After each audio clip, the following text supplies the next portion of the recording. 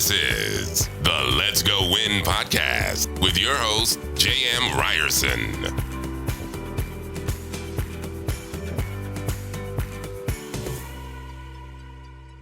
What's up, you guys? Welcome back to the Let's Go Win podcast. And we are here. You're going to know a name. You've heard it before. And if you haven't heard it, somehow your head was buried in the sand under rock. FranklinCovey is something we're going to be discussing. But why? Because FranklinCovey has literally changed the face of business, the face of being organized, the face of really being effective. And the gentleman I'm bringing on today, he is amazing. I love his charisma. I love his personality, and he is a work machine. I can already tell based on his travel schedule. Andy Cindrich is passionate about his job at FranklinCovey because it aligns with his personal mission statement of helping teams and individuals succeed. With his background in owning and operating a successful business, he is able to customize interventions for each client. He has worked with diverse industries, including software, insurance, hospitality, banking, mortgage, technology, and more. And as I said, obviously FranklinCovey, we've heard the name. We've seen Stephen Covey. I remember going to these things. I got to start there. How do you start with this amazing company? What's that journey like? Yeah, Jam, that's a great question. And thanks so much for having me on. I'm really appreciative of the opportunity. It's kind of a long story. So I was a high school principal in central Utah and had an opportunity to go to every summer they would have a principal's academy. And I was up at Park City and got to hear Stephen's brother, John, speak about the 7 habits of highly effective people. And I was blown away, like just could not take notes fast enough. It was the coolest thing I'd ever heard. That summer, I went back to school and I created the 7 habits of highly effective teachers and the 7 habits of highly effective students. And I was violating all intellectual property. I didn't know what I was doing, but I was copying stuff. And that's how we kicked off the year. And I was, it was a turnaround school. They hadn't really rough academic performance, hadn't won a state championship since the 60s. And that was in a sport we didn't even play anymore at the school. And so the habits really resonated with me and helped me to create a path for turning this school around. And I happened to live in a neighborhood with a person who worked at FranklinCovey. And I remember one time we were doing a service project. We were pulling weeds in somebody's yard. And I just, with a bunch of youth and just on a Saturday, and he was telling me about the company. And I said, dude, I got to work there. How do I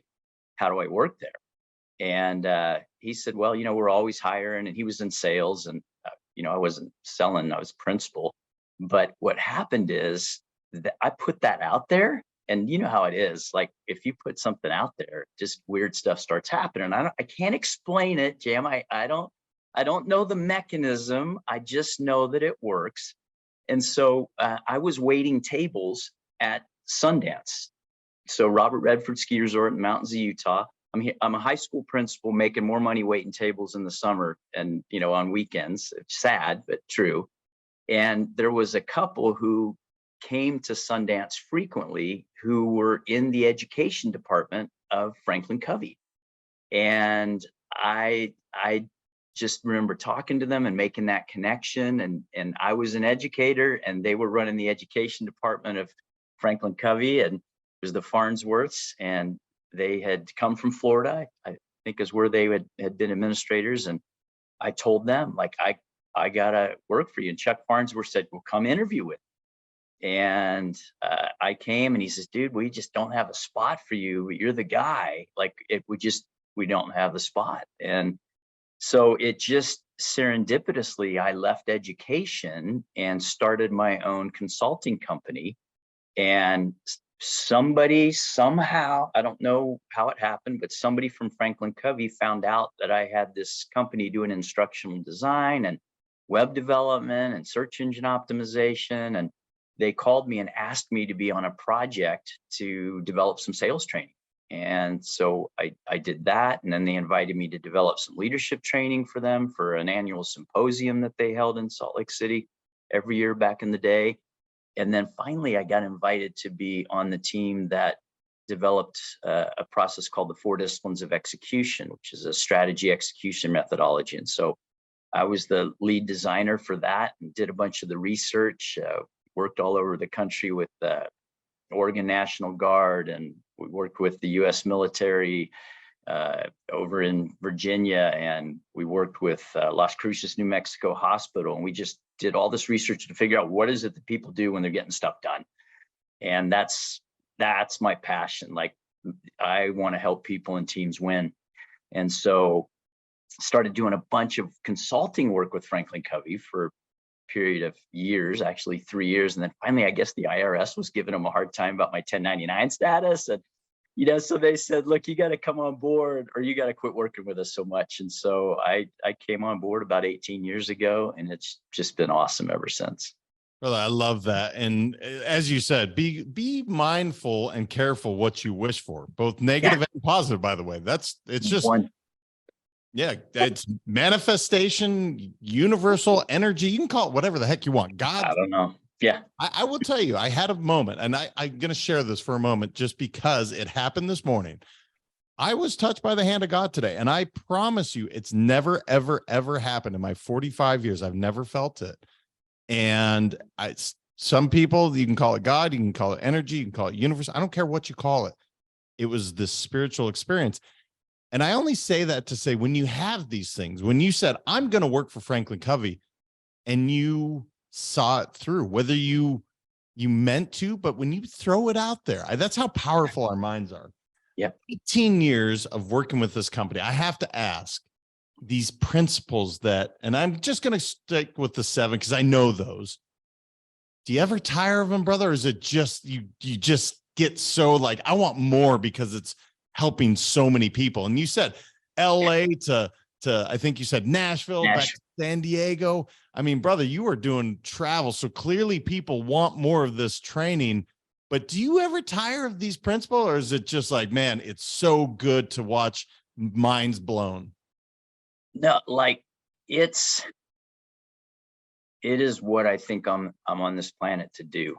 Like, it is like, it's, you use the term spiritual. It at some level, like, it's in my heart. It's a spiritual, it's beyond me in some ways that's hard to understand, but it's just like, I'm so compelled to help people and to give them new insights and to help them change their life. So like, how do you get tired of helping people? Because I mean, there's brain chemicals involved in that, right? I mean, it makes you feel good to help other people. I'm sure that's a lot of the reason why you do what you do and are passionate about, helping people win and doing podcasts and connecting with people and getting different cool messages out for people. And so, yeah, it never gets old. I mean, you can get times where you get tired of waiting for delayed planes and I don't like iron my shirts when I get to hotels and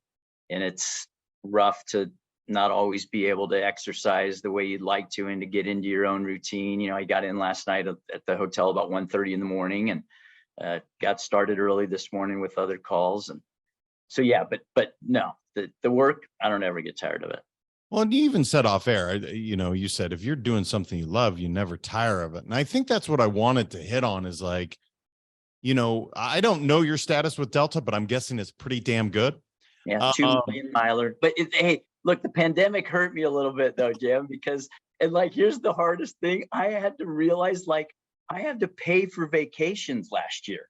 Like, hey, listen, actually put out money to buy a plane ticket and to buy rooms in a Marriott to go on vacation. I haven't done that in 20 years. That was a hard pill to swallow, brother.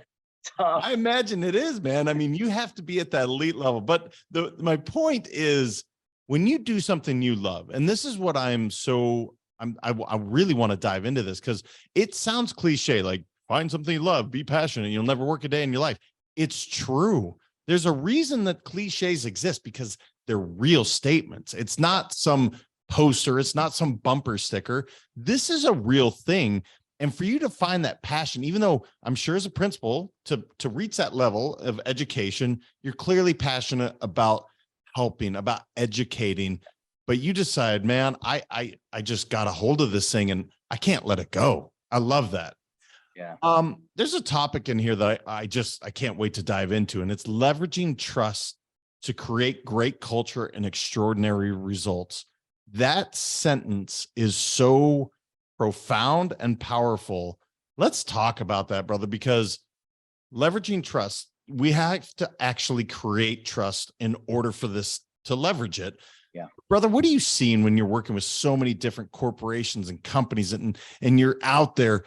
How are we doing on building trust in the workplace?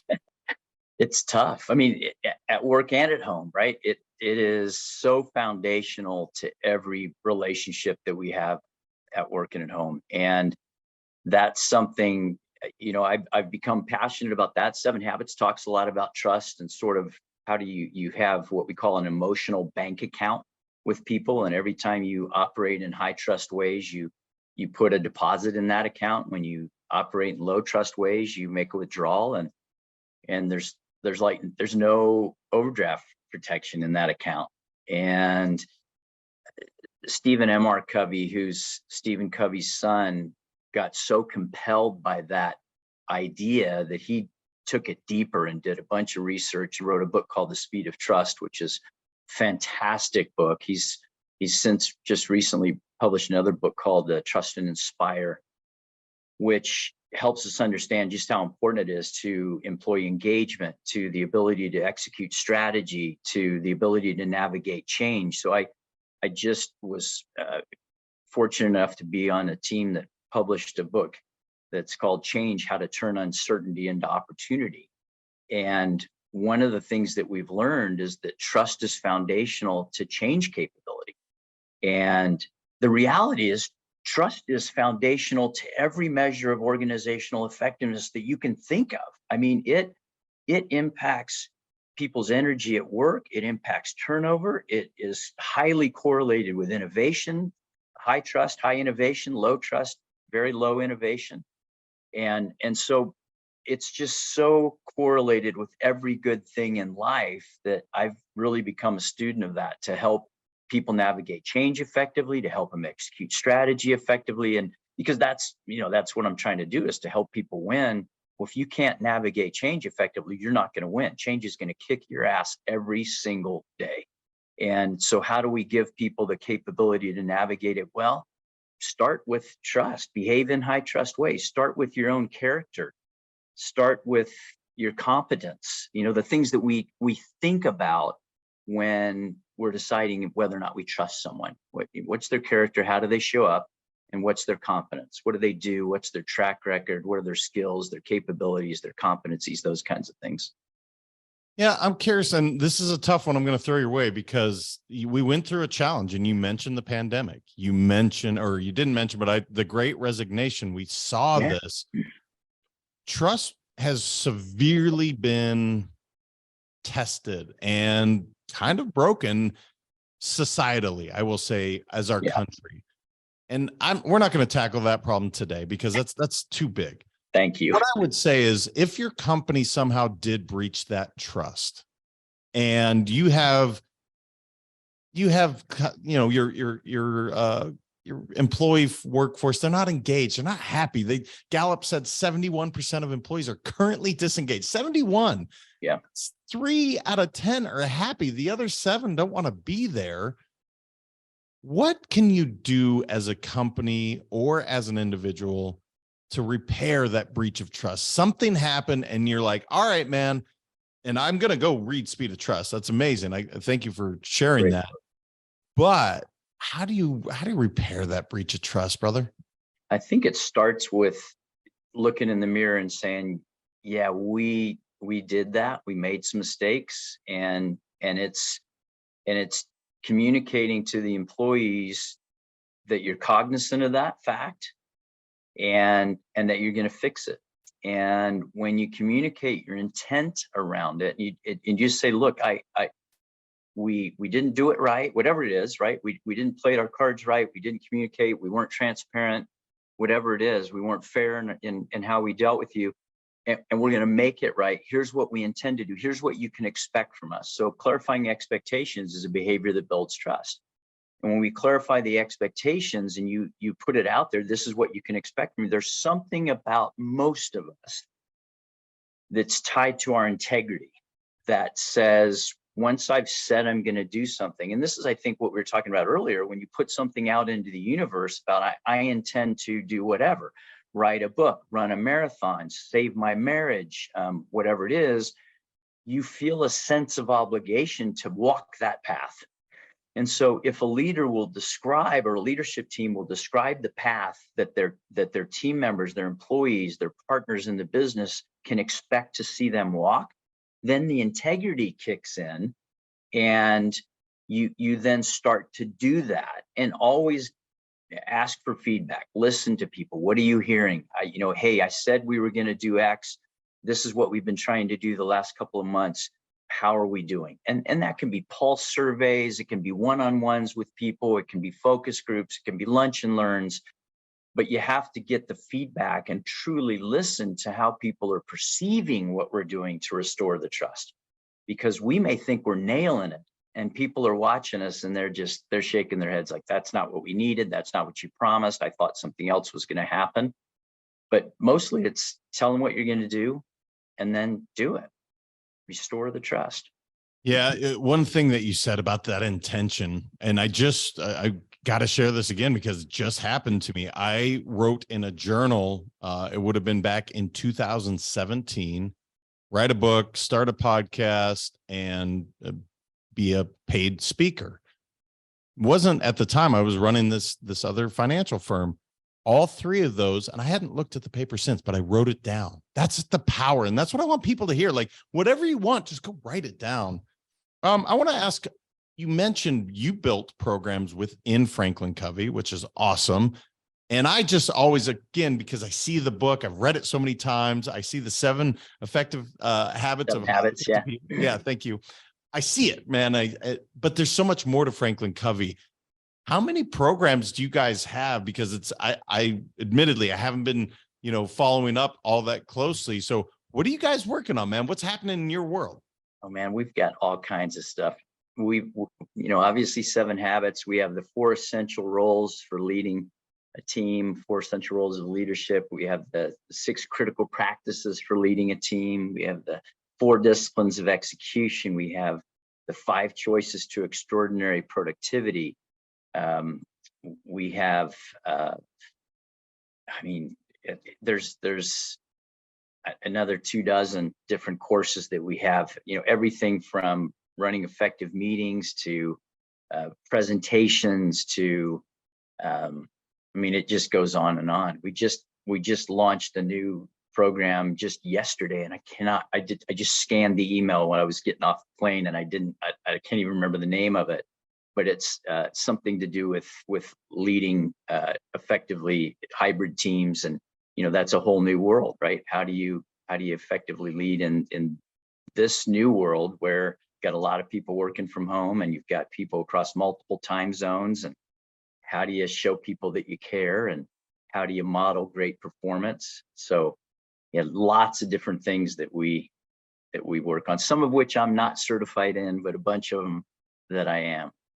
Leading at the Speed of Trust is another one that, that's tied to that, the work of Stephen M. R. Covey in the Speed of Trust book. Yeah. And I'm really curious, because what a cool work environment to be in, where it's like, hey man, I'm going to go into the lab and I'm going to do some serious research. As you said, Stephen M. R. Covey, I think you said, is the son of Stephen. Yeah. To go in, I'm going to dive into trust. What did that look like for you when you're building your programs, when they're like, hey, Andy, we want you to build this program? What does that look like, man? What kind of research does this entail? How much real world application is happening? Because you're running your own business. So clearly you've done this stuff. And then you're creating a whole program, and it's going on one of the most reputable training platforms the world's ever seen. That's a pressure cooker, man. Yeah, it is. And thanks for recognizing that. And I think that the thing that differentiates FranklinCovey and the work that we do with our clients and supporting them and achieving, the things that are wildly important for them. We enable greatness in people and organizations everywhere. That's the FranklinCovey's mission. That's our purpose. And the way that we do that is to focus on principles. And so it's not fads. It's not like going and finding out and trying to, what's the thing of the day. It's what are the timeless, universal, always in play, generational types of things that we know work, right? It's finding, you think about gravity as a principle. Scientists don't really understand how gravity works. It's this odd thing. We know it, we know its effects better than anything, but we're not really sure how it works. We're trying to find the gravity-like elements of leadership, the gravity-like elements of effectiveness, the gravity-like elements of strategy execution. Like, so when we did the work to come up with the 4 disciplines of execution, we discovered that there's 4 principles. They never go away. And the better we align with the principles, the better off we are, right? I mean, it's just simple. I've violated the principle of gravity a bunch of times in my life, and brother, it is painful. And I don't care if I don't like it. Like, I hate gravity. But I understand how it works and I respect it. So when we talked about strategy execution, we recognize like focus is a principle of getting stuff done. If you try to spread your influence, your activity, your time across too many things, you're going to be mediocre in everything. So pick 1 or 2 things that really matter and focus. And that's universal. Like, if I go out on the parking lot and hold my hand in the sun, it feels warm on my hand. If I take that same 4-inch patch of sunlight and focus it with a magnifying glass, you stick your hand underneath that, that's a different, right? I didn't change the amount of light energy. I just focused it. So now I can do work with it. And that's the same with our own personal energy and our personal time. I want to do work. I don't want 211-degree water that's just, scalding. I want boiling water, something that will do work. And focus is one of those principles. Leverage is another principle. Find the levers that help us move stuff easier and faster and consistently. And then we want to, engagement's a principle. And we engage people through measurement. It's data visualization, it's business intelligence, BI, a lot of tools now that weren't available 10 years ago around business intelligence. Well, when you give people data, it's like light. Data's like light. You're just turning on the lights. And when I can see where I'm at compared to where I should be, there's something that psychologically kicks into my head. It's like Chris McChesney, one of the authors of the 4 disciplines of execution, talks about it being the game on switch. And you flip that on and it's like, now I see where I'm at compared to where I want to be. My engagement goes through the roof. And engagement, look, the way we define it, it's people feel like they're a valued member of a winning team. They're doing stuff that matters and they're doing it in a high trust environment, right? That's what, I don't care who measures it. Gallup can measure it, whoever, but at the end of the day, that's the 4 things that people are looking at to decide if they're going to give their whole heart and soul to the work. Am I a valued member of a winning team? Do I do stuff that matters? I'm connected to the big picture and I trust the people I'm working with. So engagement's a principle if you want to get stuff done. And then finally, the 4th principle is accountability. Accountability is a human performance mechanism that causes people to turn their good intentions into activity that produces value. And without leveraging that principle, without applying it, like if I keep it all in my head and I never say to you, hey, Jam, I'm gonna write a book. As soon as I do that, you can hold me accountable. And that's actually this change book that we just published. I've had an intention to be an author for over a decade. And finally, this last 2 years ago, I said, I'm going to start working on it deliberately. I'm going to do it. I've been talking about it and thinking about it. And I went to this master author class that's done by a guy named Josh Steinley. And he's written a bunch of books, pretty accomplished guy. And I started his class. The first class, he said, I want you to write down, my name is Andy Cindrich and I'm an author. And dude, I just rolled my eyes. I'm like, really? Like, that's the first thing? I wanted this magic sauce, like this thing. And I just posted this on LinkedIn, actually. It was so compelling. 2 years to the day afterwards, I remembered that. And as I look back on the history of it, I wrote that down. 2 weeks later, I got a call from Scott Miller at FranklinCovey, who's our book guy. And he said, we want to put you on this book about change. We think you're the guy, and we've got a couple of other authors we want to partner you with. And I didn't really make the connection until the book got published on April 18th. And then 2 weeks later, I'm sitting there thinking, I'm like, that happened. I wrote that thing that's still on my shelf, little blue arrow Post-it note. And I wrote that in there. And again, I don't understand the mechanism, but that's how it works. Brother, that is brilliant. I'm sorry I didn't catch his name, but that is brilliant. The identity that he created for all the people in that room to say, look, the moment you identify as, and name it, right? Whatever. If it serves you and it's what you want to do, identify as it. If it doesn't, stop saying that that's what you are. And that's what he's saying. Like, look, man, I'm going to call you a world-class skier just based on what we talked off air. Like, man, you ski everywhere and that serves you. That's something you enjoy. That's something you love. But if you're not that you are, but let's say you're a smoker, stop saying I'm a smoker and you won't have that identity. I love that.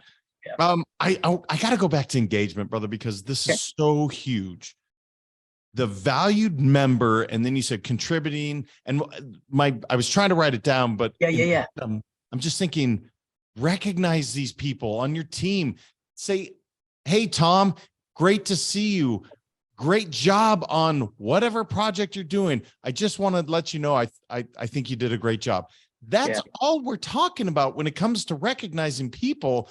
Why is that so hard for companies to just get out of their way and treat another human being with the soft skills? I'm using air quotes. Skills, and say, I appreciate you.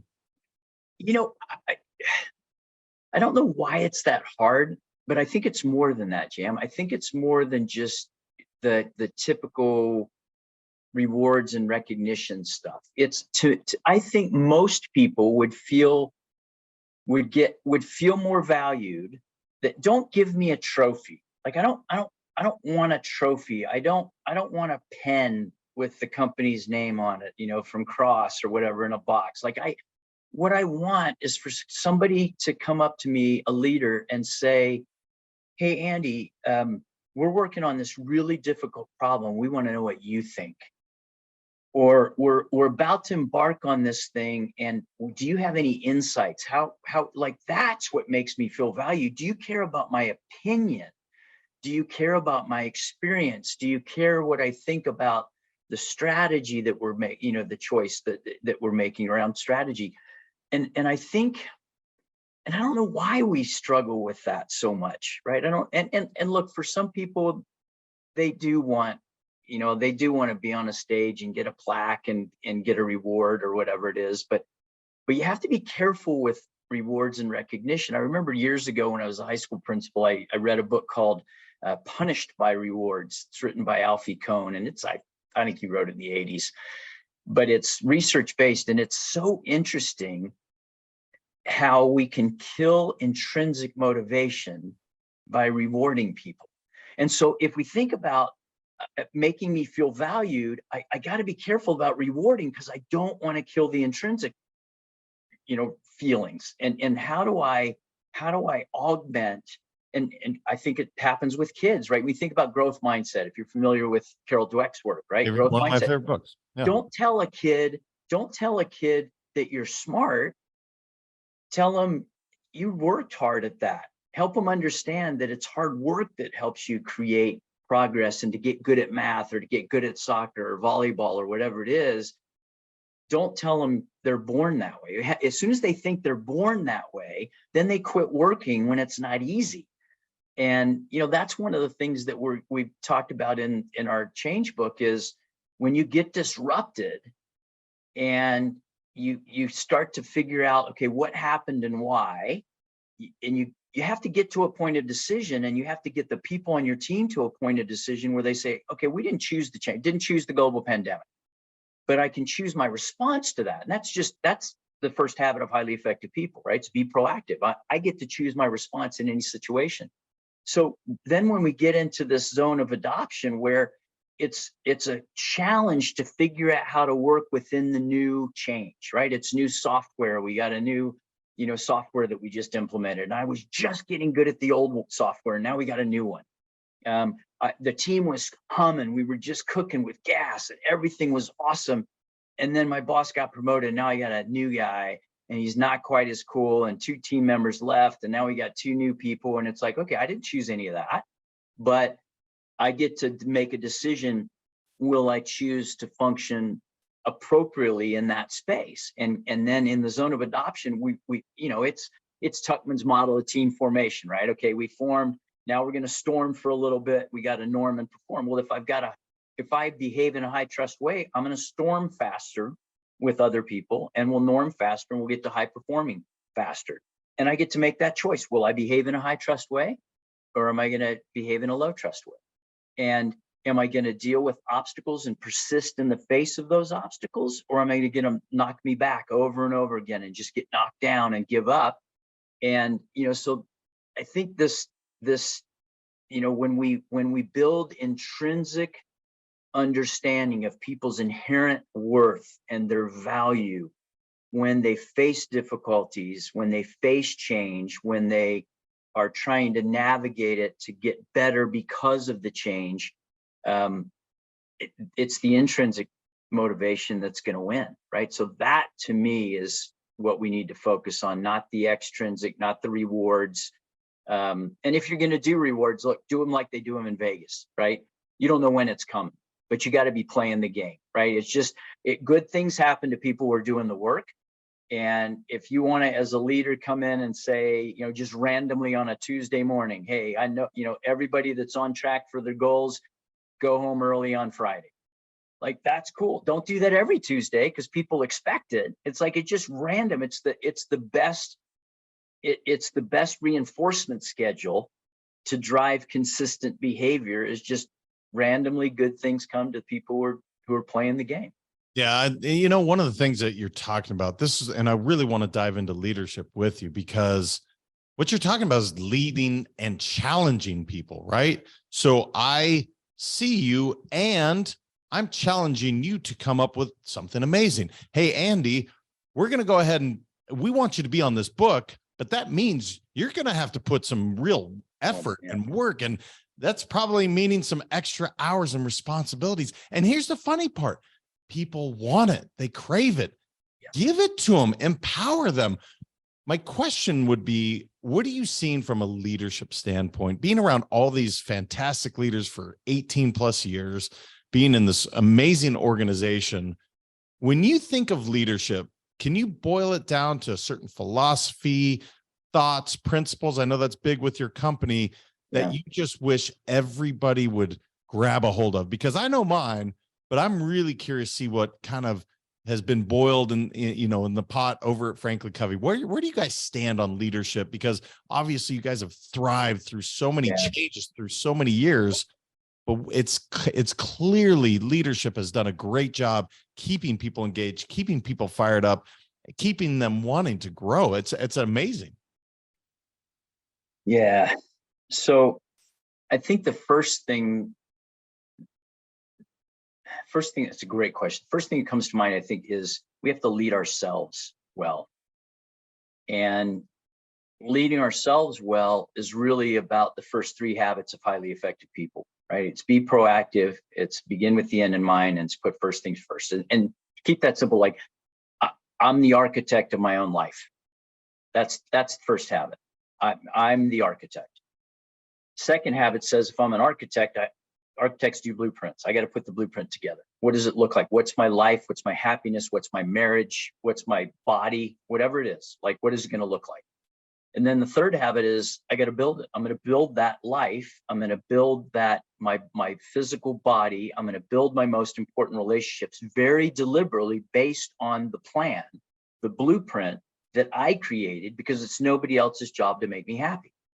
Right. And it's nobody else's job to help me be healthy. And it's nobody else's job to help me have wealth in all the ways that we can define that. So, that's the first thing is in leadership is lead yourself well. Then I think it's lead the team well, lead the family well. And, for that, it comes back to foundationally what we talked about earlier, trust. You have to inspire trust and confidence in others that you're leading. Because leaders point the bat, right? They create a vision for the future that the team can achieve. And it's really those first three habits, but applied at a team level or a family level, right? It's nobody else's job to make our team create value for the organization, because our team doesn't have a right to exist. We got to earn that right by creating value. So if we understand that and say, well, what's our end in mind? What value are we going to create? That's the vision for the team. And then we're going to execute on the strategy to create that vision. So I think that's that next level of leadership. Will we create a high trust platform for launching towards our vision?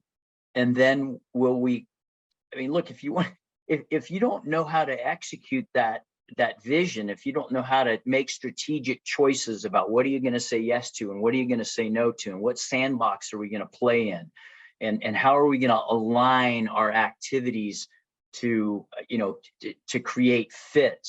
Michael Porter, in a seminal article, HBR article called "What is Strategy?" He said strategy is it's creating fit within a company's activities. And so, how do we think about creating fit? And then do we do what we say we're going to do in the middle of the whirlwind of stuff pressing for our time, all the stuff that's urgent, but much of which doesn't matter? Will I consistently choose to do stuff that matters? And will it be aligned with the strategy that's supposed to drive the vision? And most visions in organizations are useless. They're a bunch of buzzwords, but they don't drive strategy. They put them on a website and they talk about them at the annual, all hands meeting, but you can't verify it. So what's the verifiable picture of future success 5 years down the road, 10 years, maybe? I think Collins and Porris's BHAG, the 25-year thing, it's with technology the way it is, I think that might be a little bit out there, but whatever. But I think, they've written a lot more books than I have and done a lot more research. So I'll bow out gracefully from a conversation with them about that or to argue with them about it. But for me, I think it's tightening it up a little bit. And then it's, if leadership then is about executing, aligning with those principles that we just talked about. Will you stay focused in the face of competing priorities? Will you create a rhythm of accountability every week where you're talking about what we're going to do to turn our good intentions and our vision into reality? Because if you don't do that, the vision's just a hallucination. It's not worth the paper that it's written on or the website that you put it on. And to me, that's leadership. And then the final level is lead yourself, lead a team, and then lead the organization. And that's a different level of work. It's a different, how do I lead a community after having led a family? How do I lead an entire enterprise at a C-suite level after having led a team at some lower level in the organization? And it's a lot more big picture thinking. It's recognizing that, and I think we make a mistake around tactics and strategy. I think a lot of times people think that C-suite people go off to retreats with consultants and create strategy and come back like, Moses with the 10 commandments on stone tablets, and they give it to everybody. And I think, and then they think, frontline does tactics. And I think the best organizations have strategic thinking happening at every level. How do my activities this week fit with the strategy and the goals of the organization? We call it a tactic, but it's really strategy. We're just, how do we use the most valuable resource we have, our time, to create value for the organization? Well, at the enterprise level, it's how do we use our equipment and our people and our facilities to create value in a marketplace that people pay for. Yeah. And, I think that's why FranklinCovey has clearly stood the test of time and gone through these things. And you guys are so principled. I did a podcast with a guy yesterday, Kevin is his name, and it was almost 200 years, family-owned business. It's remarkable. It's one of the oldest companies, and they were very principled. People don't love that because it's not shiny, it's not sexy per se. Right. And that's kind of the cool thing that you guys have done is said, hey, man, accountability is something that's just vitally important. I don't take the negative connotation off it. Why? It's amazing. Yeah. We are running up on time. I can't believe how fast this. I mean, brother, you have so much knowledge. I'll give you a quick open forum. Anything I didn't know enough to ask you that you're like, man, I got to share it before we start to kind of wrap up here, brother. Open forum, man. Anything on your heart, just that you're like, man, I got to share this. You said it early, JM, and I think it's probably the most important thing. Our minds are incredibly powerful. And whatever we put in our mind is what we're going to get. And you alluded to it earlier. If you think accountability is a negative thing, it'll be a negative thing. If we have all kinds of biases. Another work session that FranklinCovey teaches is called unconscious bias. And I was just doing that work in LA yesterday. And we have biases that impact us positively and negatively, right? And bias is just a preference, right? It's just a preference that I have for or against a thing, a person, or whatever. But think about the biases that we have about ourselves. Am I biased in a positive way? Do I see myself as capable, inherently creative and able, or do I see myself as, not able to do those kinds of things? And we're going to get what we think about. We're going to see in others what we look for.